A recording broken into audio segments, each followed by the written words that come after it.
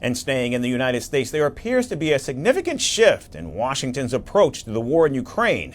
The U.S. has halted some shipments of critical weapons to Kyiv just as Russia strengthens its military position with thousands of foreign troops joining the fight on its side.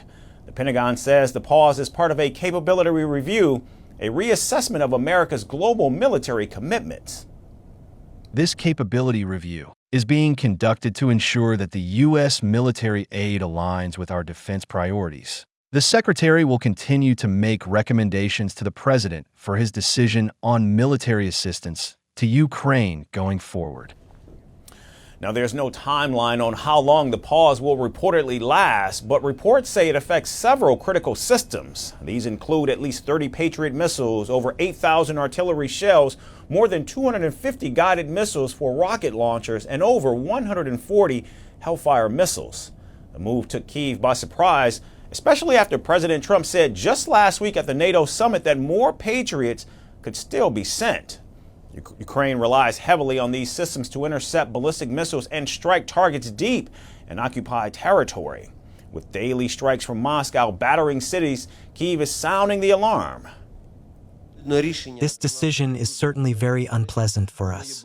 It's painful and against the background of the terrorist attacks which Russia commits against Ukraine, against peaceful towns, cities, villages, citizens of Ukraine that die almost every day from such terrorist attacks. It's a very unpleasant situation.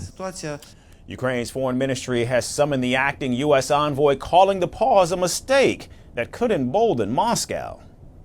The Ukrainian side emphasized that any delay or procrastination in supporting Ukraine's defense capabilities will only encourage the aggressor to continue the war and terror rather than seek peace. And while the Trump administration has said that this is about protecting U.S. readiness, so far it has announced no new military aid to Ukraine since taking office in January. Defense officials reportedly say the review comes amid strained stockpiles after months of supporting both Ukraine and Israel, as well as missile operations in the Red Sea region.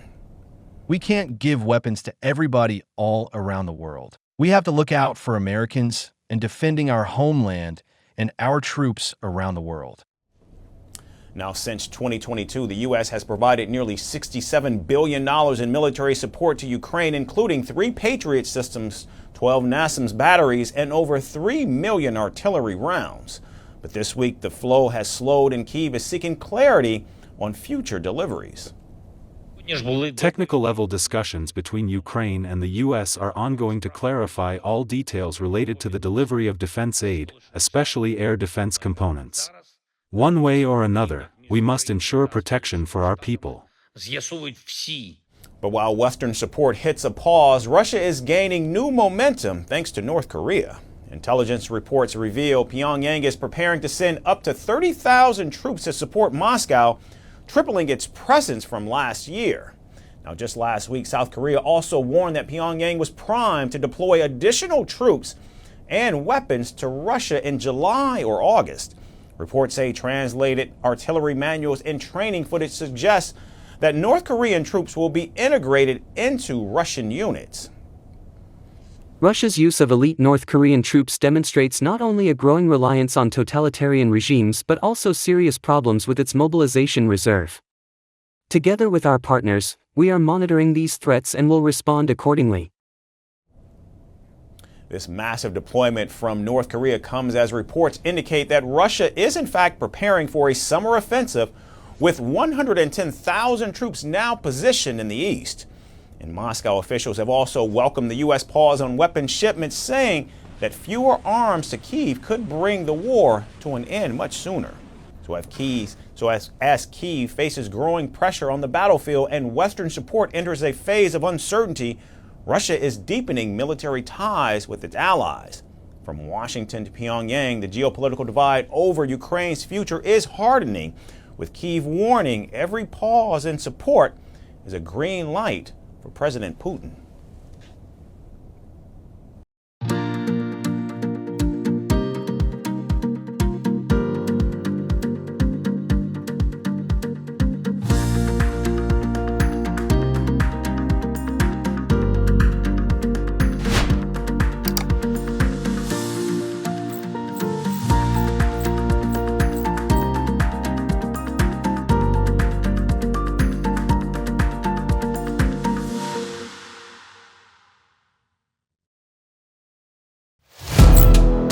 Firstpost now available in 9 languages on YouTube.